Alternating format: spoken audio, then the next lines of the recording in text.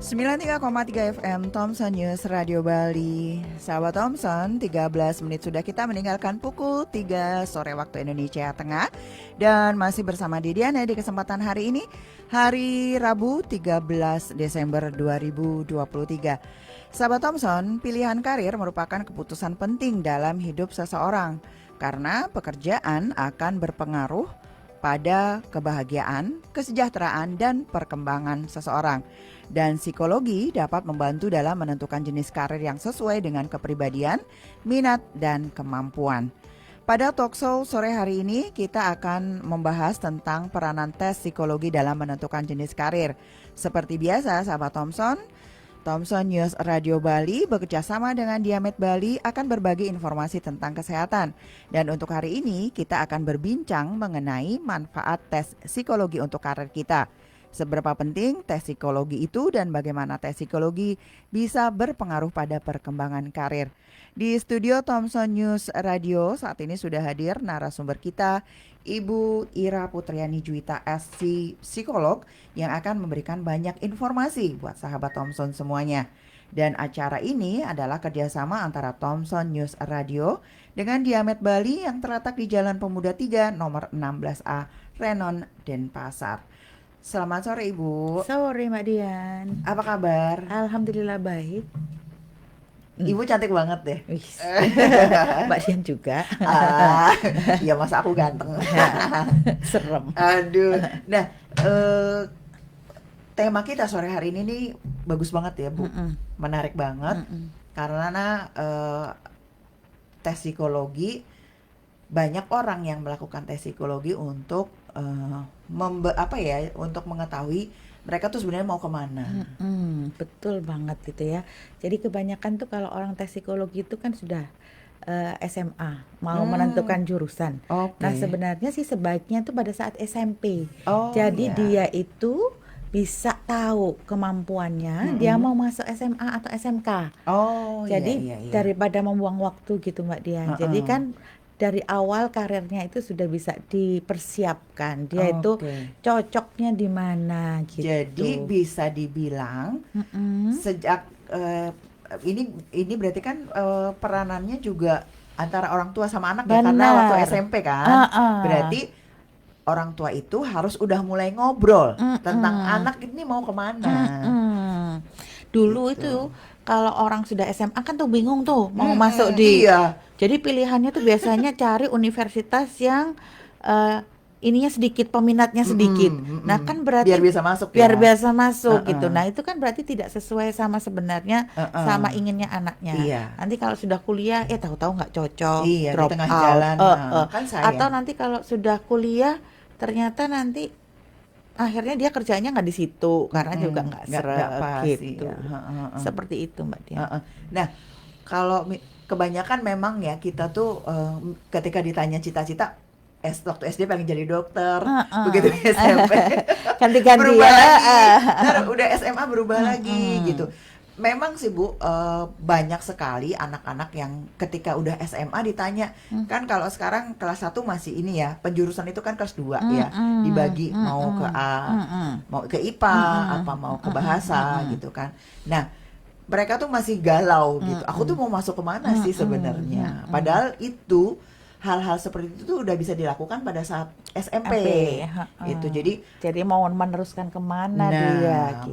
Maukah masuk SMK gitu. Jadi yang sesuai sama passion ya Bu. Nah, Ibu sebagai seorang psikolog nih, bagaimana sih Ibu melihat peran tes psikologi ini bisa membantu seseorang dalam karirnya? Nah, itu beda lagi dengan dunia pendidikan. Tadi kan pendidikan ya, Mbak. Nah, sekarang ini kan sudah penentuan pekerjaan. Ada orang yang suka bekerja di belakang meja dan ada orang yang suka di lapangan. Nah, itu kan sudah beda cara kerjanya iya, gitu kan.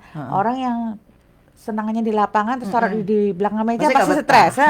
Jadi atau orang yang dia introvert yang harusnya dia bagian administrasi, dia bagian pembukuan ditaruh di lapangan.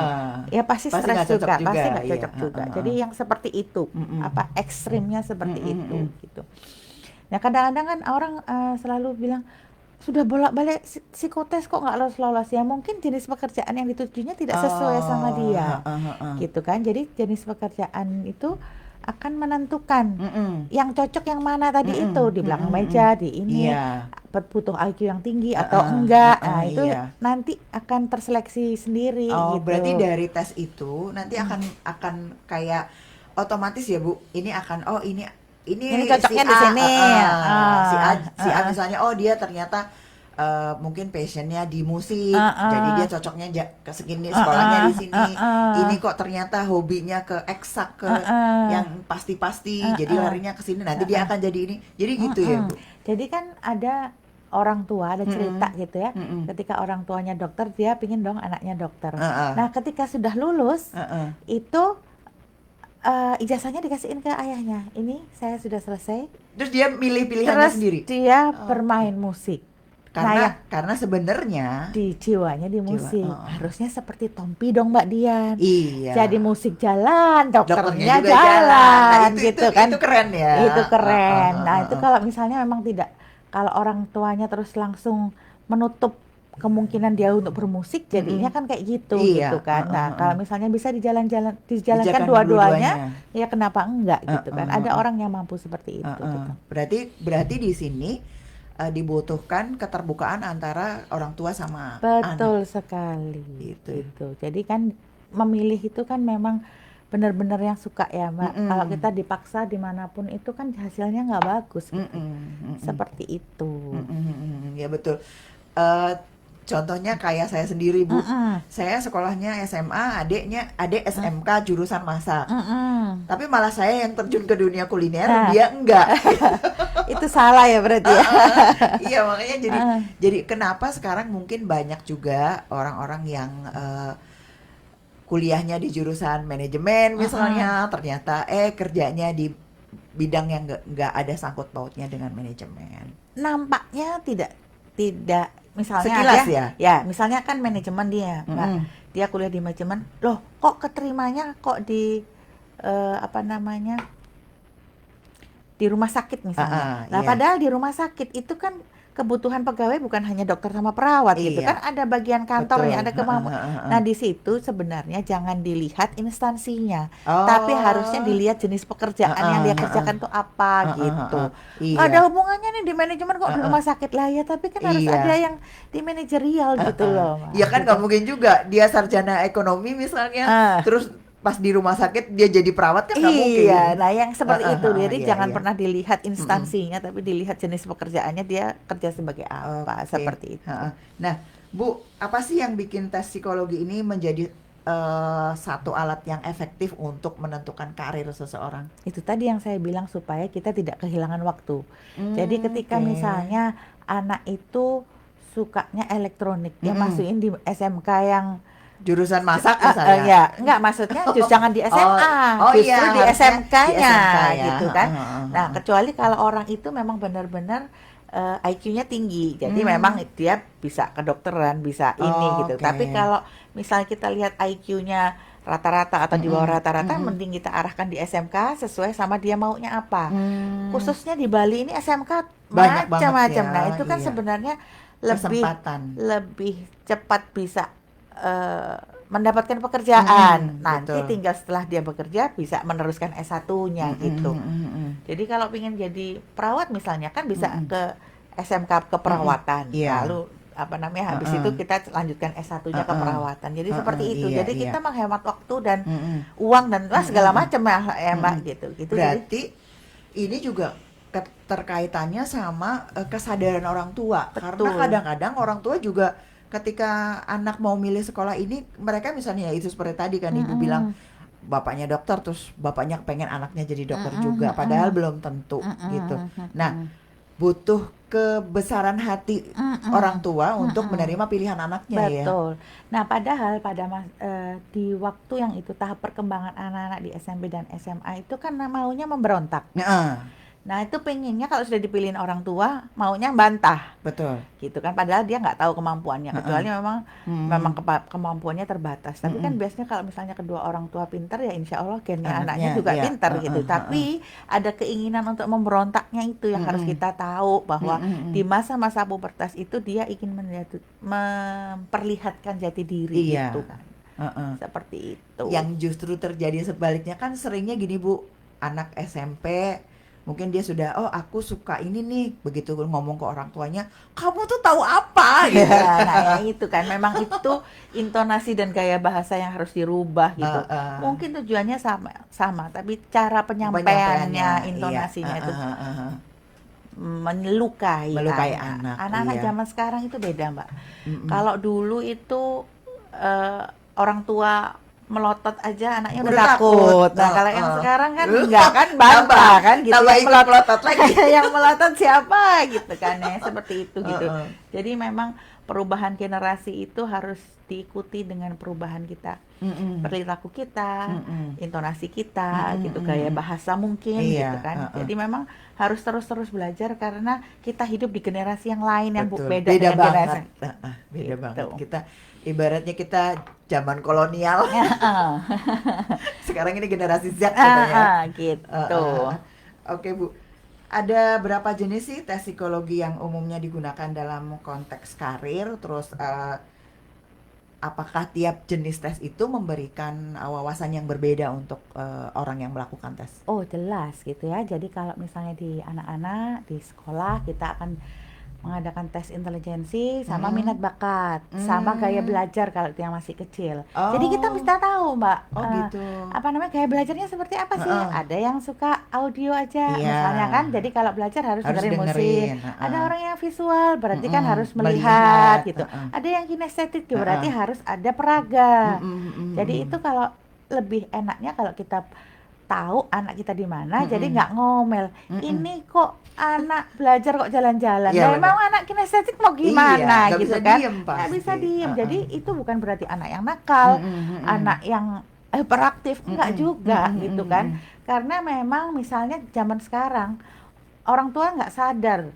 Harusnya kalau anak-anak sudah umur 5 tahun itu sebenarnya nggak usah dikasih susu tambahan, karena harusnya kalau makannya itu mencukupi nggak usah susu. Udah cukup Udah ya. cukup. Heeh. Nah, kalau dia aktif gitu, berarti Mm-mm. kan harusnya susunya dikurangi, bukan malah ditambahin, karena kadar gulanya Oh, banyak di. nah, Nah, yang seperti itu oke, gitu kan, heeh, kita heeh. langsung melabel, ah kamu tuh nakal, Iya, kamu tuh iya, aktif, iya, heeh, kamu itu hiperaktif. heeh. Padahal itu biasa Sebenarnya enggak aja ya. gitu.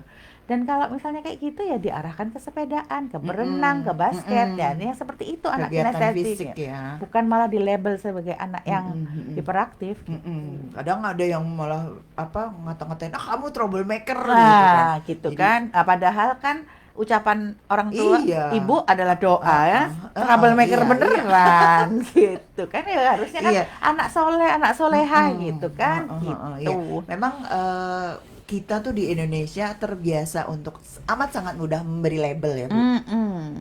Padahal belum tahu ini anak sebenarnya gimana. Dan orang tua juga, saya sendiri juga ngerasain merasa bahwa ketika sudah punya anak banyak, misalnya lebih dari 2, itu kita merasa bahwa udah kecil itu ngurusin anak gitu. Padahal tiap anak beda-beda karakter. Betul, dan tantangannya sekarang kan makanan siap saji Iya, dan minuman manis. betul. Nah, itu kemasan yang dari harga murah pun ada gitu kan. Sampai yang di Bekasi itu kan dia sama sekali tidak minum air putih, kebiasaannya anak sekarang itu minum iya. air kemasan yang Iya. kayak gitu. Jadi kemungkinan kalau anak itu nggak aktif ya anak itu obesitas, itu aja pilihannya kalau minum kemasan gitu kan. Jadi seperti itu gitu. Jadi bagaimana sebenarnya orang tua itu menjaga makanan anaknya sehingga memang terjaga nih asupannya yang membentuk pertumbuhan di otak. Oh. Kalau mau anaknya pintar, kan kita ngomongin karir nih Iya. gitu kan. Dan karir itu sebenarnya dipupuk udah dari kecil ya. Bukannya sekonyong-konyong setelah SMA lulus kuliah itu Terus karirnya. jadi seperti itu gitu. Kita menjaga asupan supaya lah kalau pengen anaknya pintar ya jangan yang ngasih masukan asupannya yang benar juga gitu Pengen kan. anaknya pinter dikasihnya Indomie. Iya, Instan terus gitu, MSG terus manis terus gitu kan ya, Iya, seperti iya, itu. betul.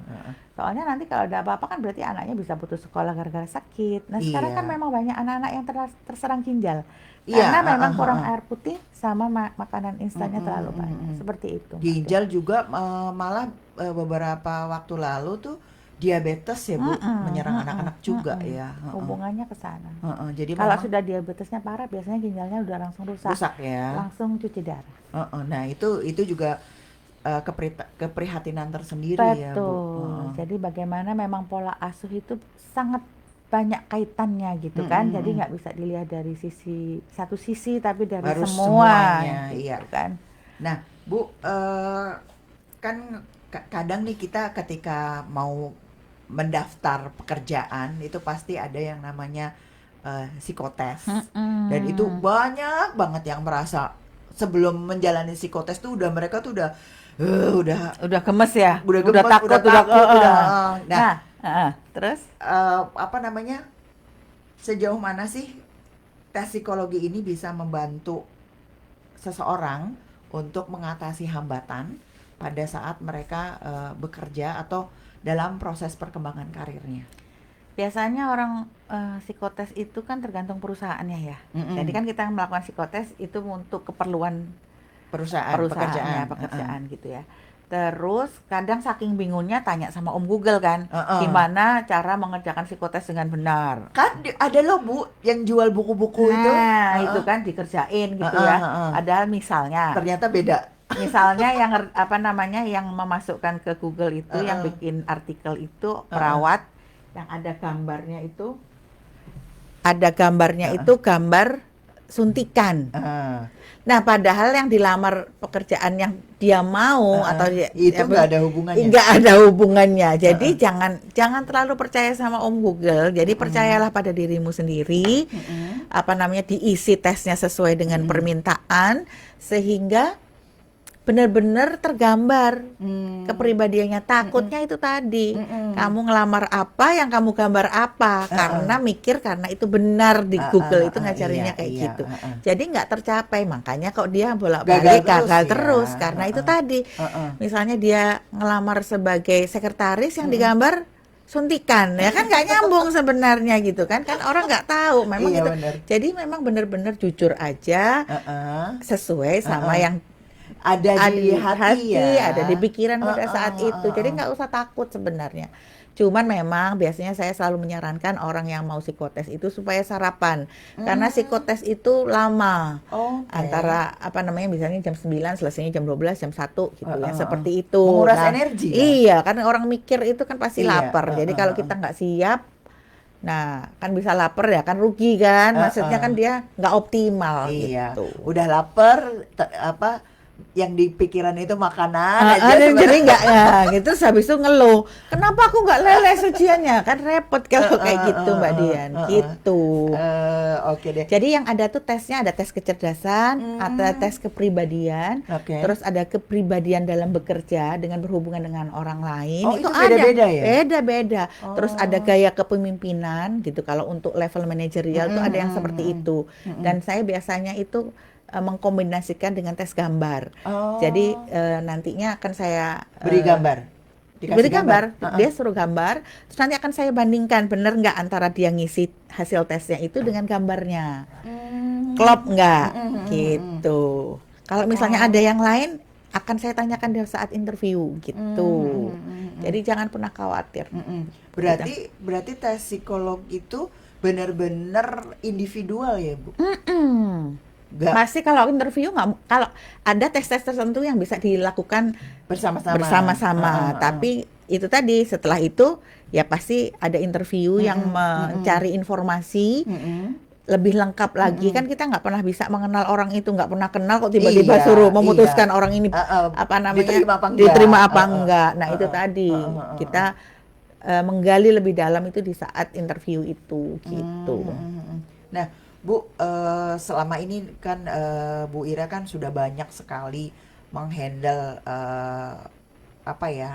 kita nyebutnya apa, pasien atau Klien. klien Kalau ya? Kalau psikolog klien ya, bukan bukan. kalau masalahnya klinis jadinya pasien. Oh, karena ini masalahnya kerjaan, jadi Klien. klien ya. Nah, sejauh ini sepanjang Ibu berprofesi sebagai seorang psikolog dan melayani klien yang memutuskan untuk melakukan tes psikologi pada saat akan memutuskan saya mau berkarir apa. Nah, berkonsultasi dengan Ibu, itu ada pengalaman menarik nggak, Bu?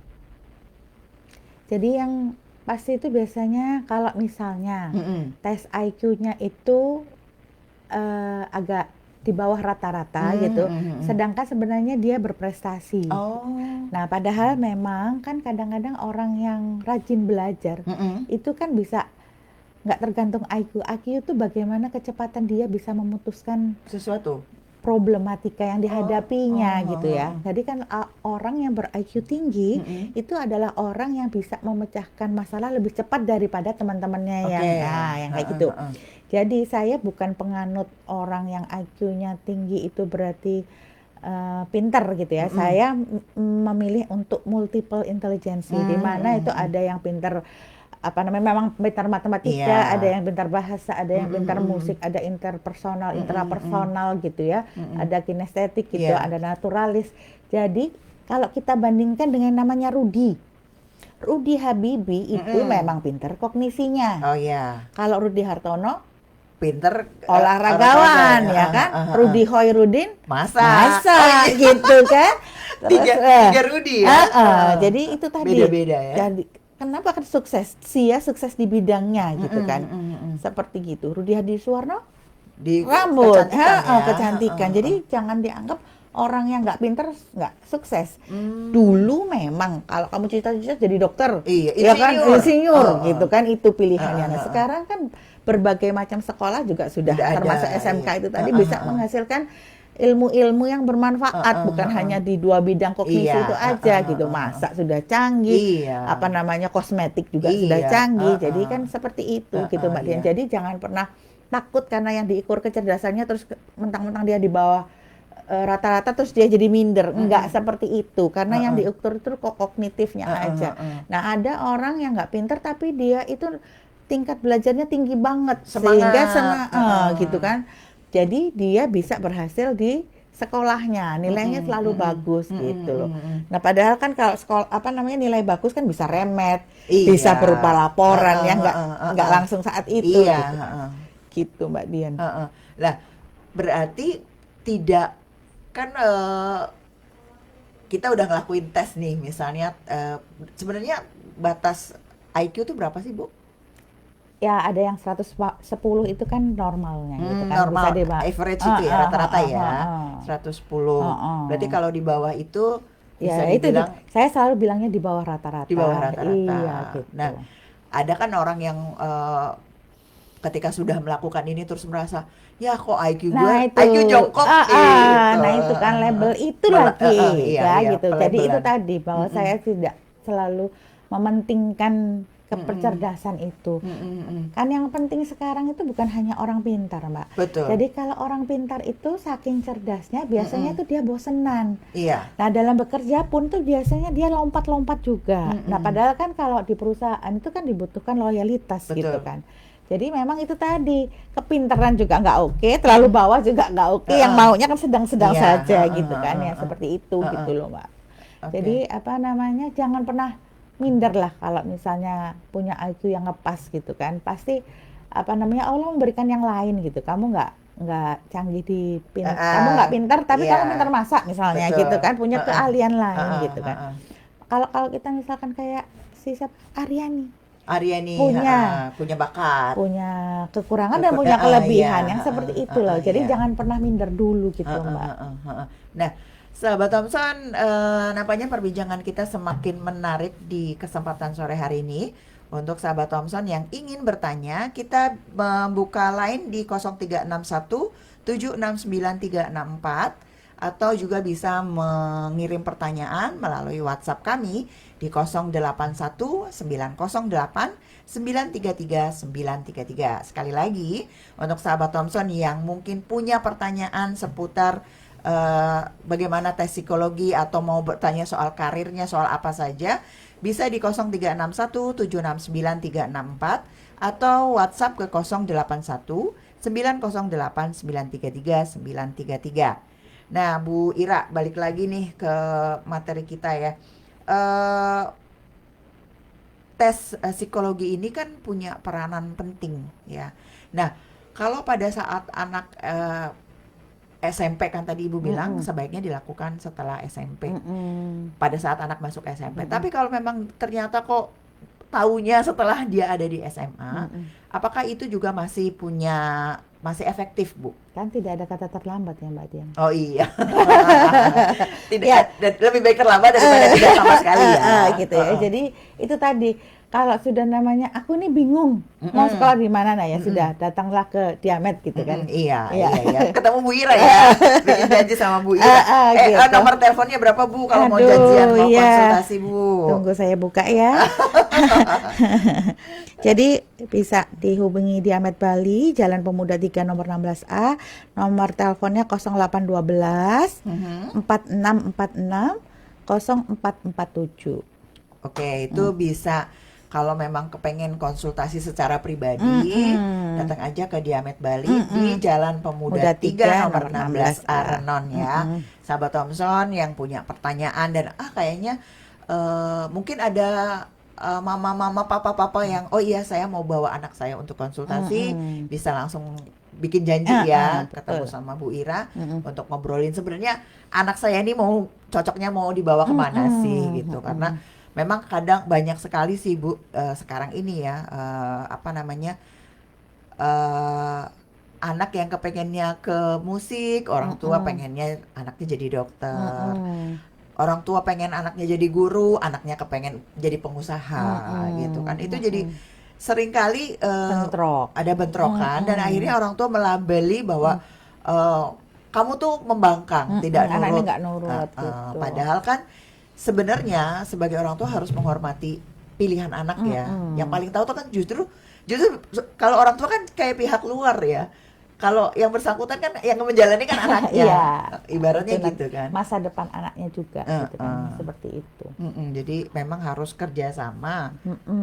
Supaya itu tadilah tidak terjadi permusuhan dalam keluarga gitu kan, jadinya kan Gara-gara beda pilihan. Jangan ngomong pilihan karena kita mau pemilu. Lagi. Nah itu juga nih. Nah soal ini Bu, apa aja sih sebenarnya materi yang diberikan ketika melakukan tes untuk psikologi untuk karir ini tuh, bisa nggak Ibu kasih gambaran ke kita apa aja sih yang bakalan dikasih pertanyaannya atau tesnya tuh semacam apa? Ya sudah ada tesnya masing-masing yang untuk menentukan kayak kepemimpinan, kepribadiannya seperti apa, itu sudah ada tesnya masing-masing dan ada waktunya masing-masing gitu. Oh berarti dikasih waktu? Ada yang dikasih waktu, ada yang paling lama 30 menit, paling lama 45 menit gitu. Itu biasanya Bu, ini bocoran aja ya, di-spill aja buat sahabat Thomson. Itu berapa banyak soal yang harus dikerjakan? Itu tadi kan tergantung tadi ya Mbak. Masing-masing pekerjaan juga pasti beda. Oh beda-beda juga. Nanti kalau misalnya administrasi itu berarti ada tes yang lain untuk melihat ketelitiannya lagi lebih ada lagi gitu. Kalau memang itu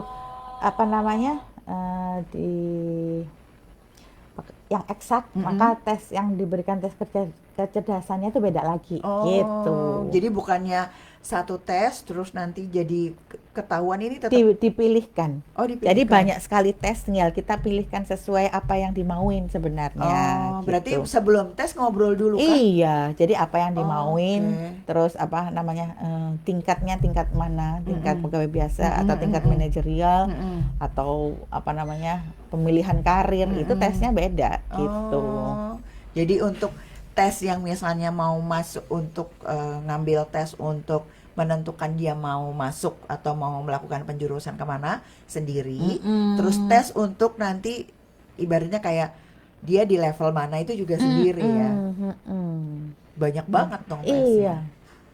Iya. Kan Enggak sesuai sama kebutuhan gitu. Ketika orang mau masuk kan masih belum kalau masuknya sebagai manajer, nah kita tes manajerial jadinya gitu. Tapi kalau penetapan apa namanya placement biasa sih, ya tesnya yang memang buat posisi itu. Gitu.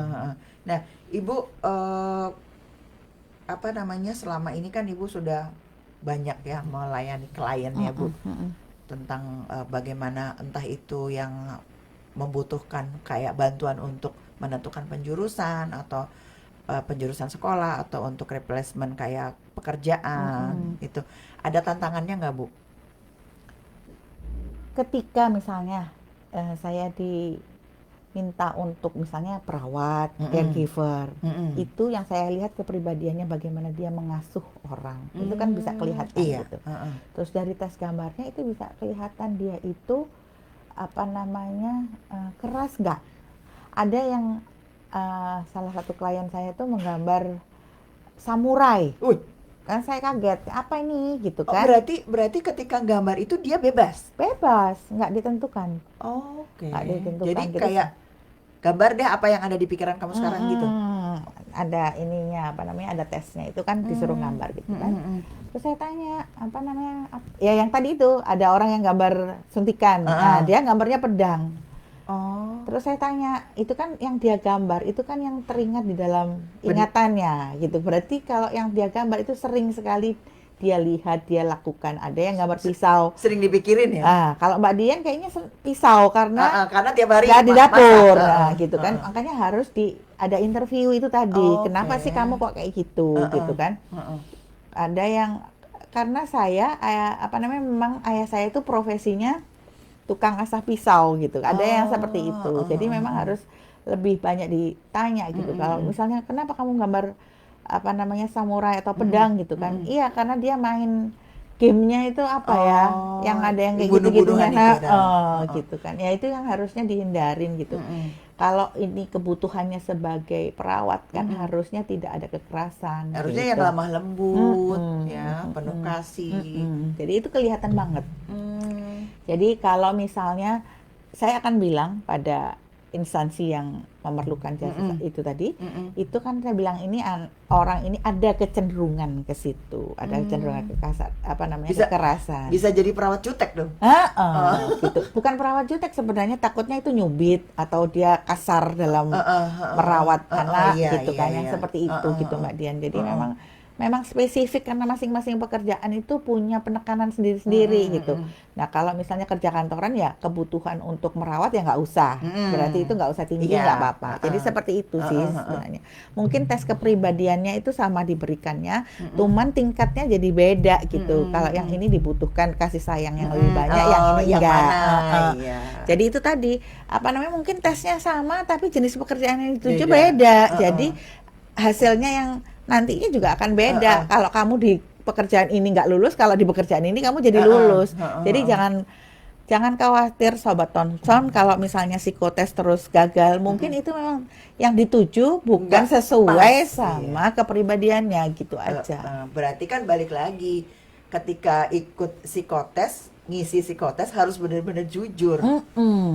Itu. Soalnya nggak jujur pun itu kelihatan. Waduh. Orang yang nggak jujur ada nilainya kenapa rendah di sini gitu.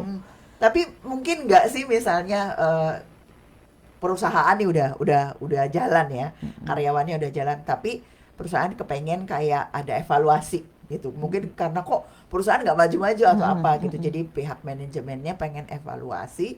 Misalnya taruhlah nih ke bidangnya tuh seperti yang Ibu tadi bilang, keperawatan gitu. Nah, ketika lagi dites, ketika tes udah dilakukan ke karyawan-karyawannya, tiba-tiba tuh hasilnya ada salah satu yang menunjukkan ke arah kayak ke psikopat gitu. Ya kan harus diomongin, Bang. Ya itu kan memang nggak. Berarti apakah dengan hasil itu nanti manajemen akan memutuskan ini di cut, dipecat atau diberhentikan atau itu bisa diperbaiki? Itu sebagai bahan evaluasi biasanya, Mbak. Jadi kan psikotes itu bukan satu-satunya alat penentu nasibnya seseorang, kan. Harus dilihat gitu kan.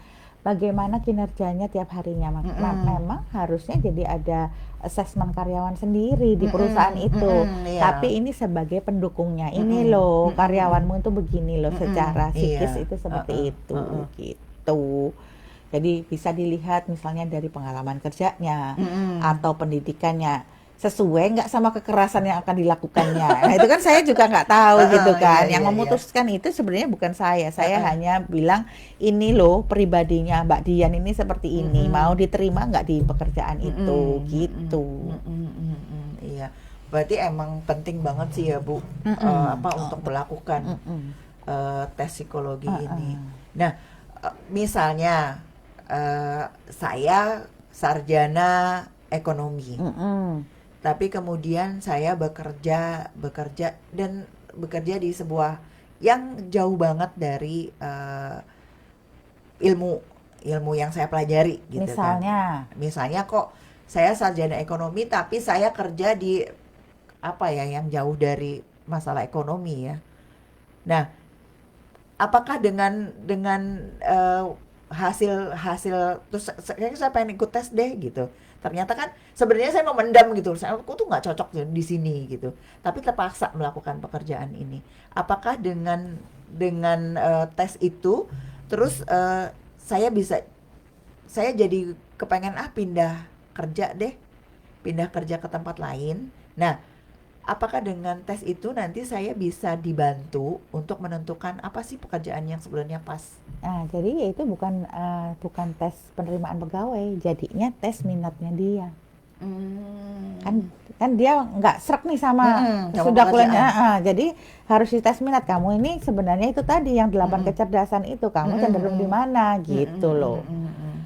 Iya, iya, iya. Gitu. Jadi apakah itu ada yang sukanya naik gunung gitu kan? Iya. Ya kayak gitu kan nggak bisa ditaruh di belakang meja Ya, iya, karena dia sukanya keluyuran kan gitu kan. Maksudnya di alam terbuka itu betul. pasti naturalisnya tinggi. Heeh. Keinginan untuk bersama alamnya itu tinggi. Iya. Jadi nggak bisa dikungkung di Di dalam ruangan ruangan. gitu. Heeh. Kecuali ruangannya itu jual alat-alat Yang mendukung. perlengkapan.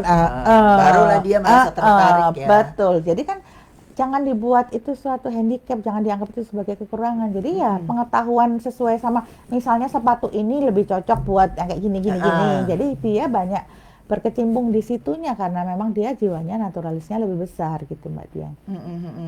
Nah, apa sih yang ingin Ibu sampaikan ke sahabat Thompson yang berkaitan dengan eh, informasi yang kita berikan sekarang ini, yang Ibu harapkan banget eh, dilakukan oleh sahabat Thompson dan yang tidak dilakukan sama sahabat Thompson? Kalau yang tidak dilakukan adalah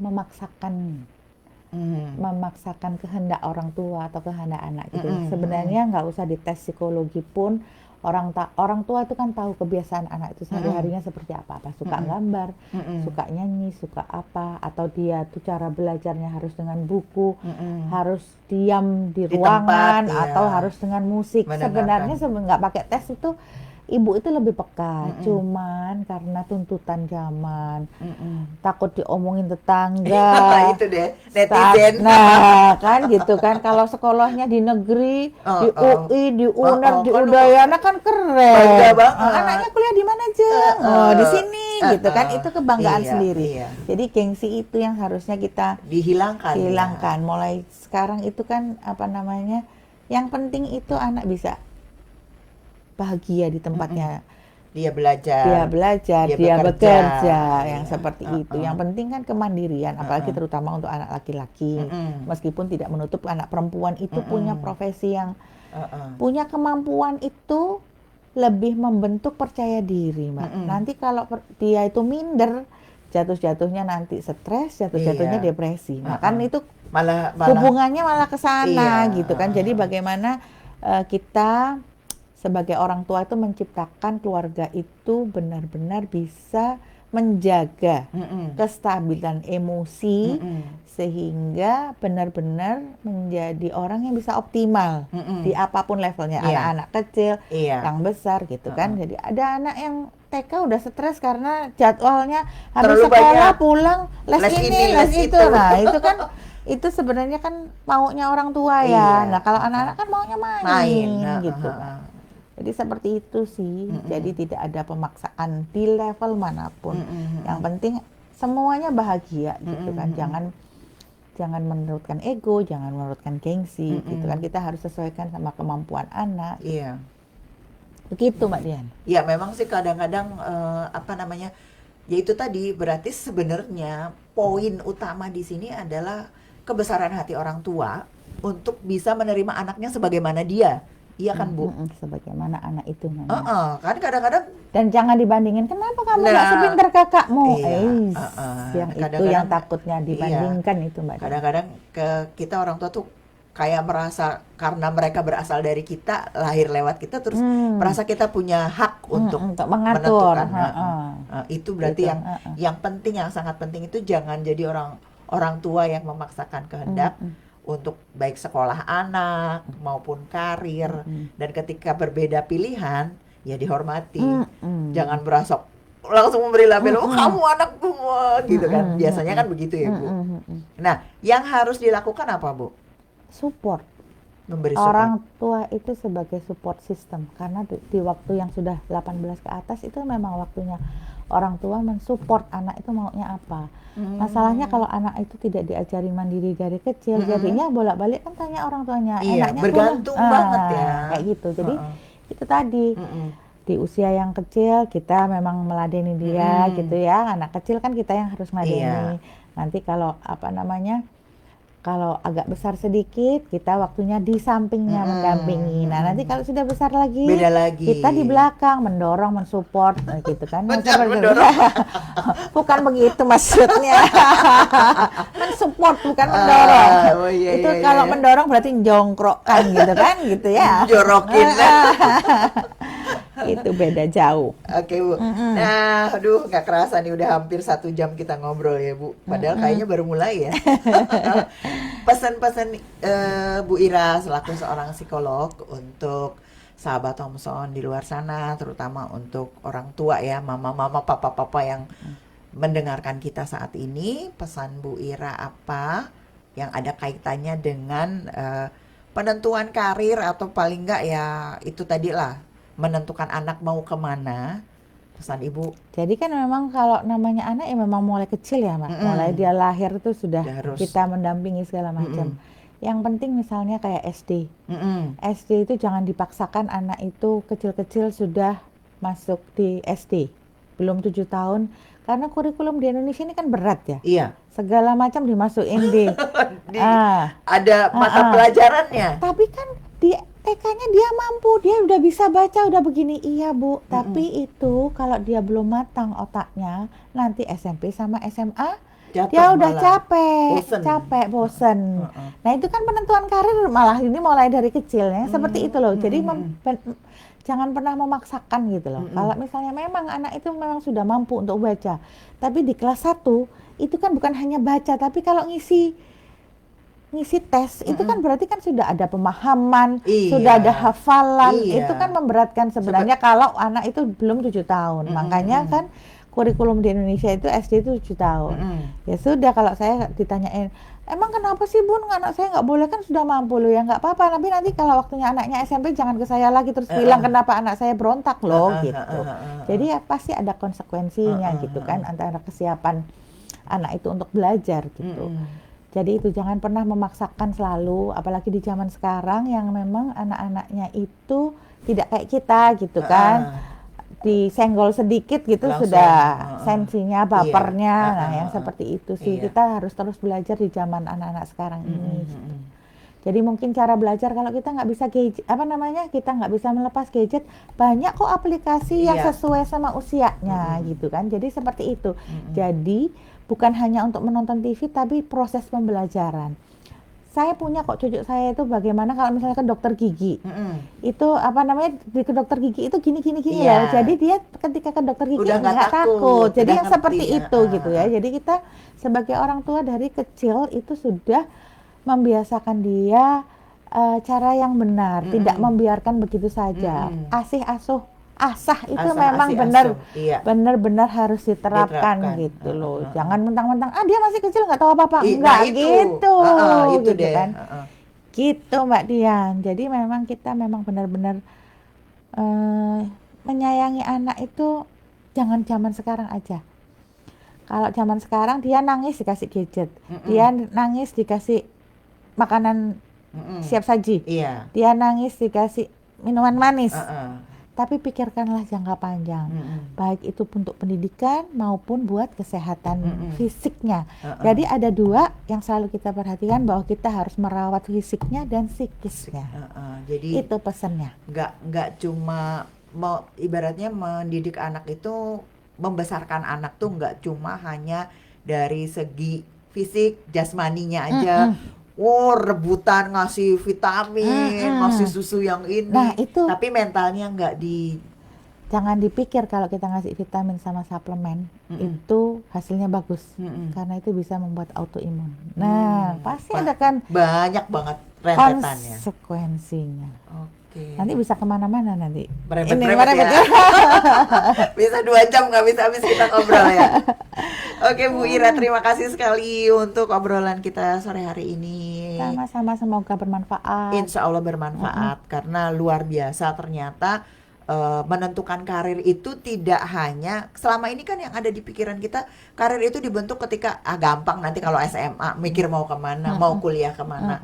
Padahal justru dari awal, kalau bisa malah dari SD. Nih anak passionnya apa, udah ditanya kamu nanti mau jadi apa, kepengennya tertariknya di mana. Nah kita mengarahkan ke sana ya. Jangan semua les diikutin Mbak Tian. Oh iya ya, kan yang kelebihan duit itu jam segini les, hari ini les ini les itu gitu. Kasihan fisiknya, karena itu tadi nanti kalau besar ya, karena dia sukanya mana dulu gitu, nggak usah dibarengin dalam seminggu itu terus dia ikut semua gitu kan gitu. Senin renang, Selasa piano, Rebonya nanti apa lagi, kasihan gitu. Ya. Nanti capek di SMP SMA-nya. Padahal kadang-kadang orang tua merasa bangga ketika itu tadi kan kita jatuhnya di nganter anak les piano. Wah les piano keren. Gitu. Nah sahabat Thomson, itu tadi ilmu yang luar biasa yang sudah kita dapatkan dari Bu Ira. Terima kasih sekali sudah bersedia hadir di studio dan berbagi informasi untuk kita semua. Sahabat Thomson, akhirnya tuntas sudah kebersamaan kita di talkshow kita sore hari ini. Semoga apa yang sudah disampaikan oleh Ibu Ira bisa memberikan wacana dan wawasan baru, sehingga kita sebagai orang tua, sebagai generasi yang akan melahirkan generasi-generasi di tahun yang kedepannya tidak akan mengulang kesalahan yang sudah dilakukan oleh generasi sebelumnya. Jadi kita akan menciptakan generasi yang jauh lebih baik. Dan ingat, kalau mau atau ingin melakukan tes psikologi, silahkan datang ke klinik atau ke Diamet Bali yang ada di Jalan Pemuda 3 nomor 16 Arenon, atau WhatsApp dulu ya Bu, untuk di 0812 4646 4647 untuk reservasi dan untuk membuat janji dengan Ibu Ira. Mau curhat apa aja boleh kok, nggak terbatas hanya soal karir, soal asmara, soal pokoknya segala macam boleh. Begitu ya Bu Ira ya? Iya, insya Allah. Oke sahabat Thomson, terima kasih banyak untuk kebersamaannya. Kita akan jumpa lagi esok hari. Didiana undur diri, selamat sore dan tetap semangat.